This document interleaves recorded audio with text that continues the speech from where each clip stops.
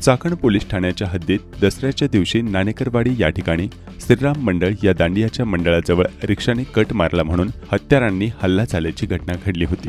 यातील फरारी असलेल्या सर्व आरोपींना अटक करण्यात आली आहे। दसऱ्याच्या दिवशी दांडिया पाहण्यासाठी जाताना फिर्यादी श्रीकांत शिंदे याच्या रिक्षाने कट मारला, यावरून वाद झाला होता। यातील रेकॉर्डवरील गुन्हेगारांनी कोयत्याने फिर्यादी शिंदे यांना जीवे ठार मारण्याचा प्रयत्न केला। चाकण पोलीस ठाण्यात विविध कलमांवर गुन्हा दाखल झाला होता। वरिष्ठ अधिकाऱ्यांनी गुन्ह्यातील सर्व आरोपींना पकडण्याच्या सूचना चाकण तपास पथकाला दिल्या होत्या। यातील गुन्हेगार हे रेकॉर्डवरील होते, स्वतःचे अस्तित्व लपून ते राहत होते। सदर आरोपींचा शोध सुरू होता।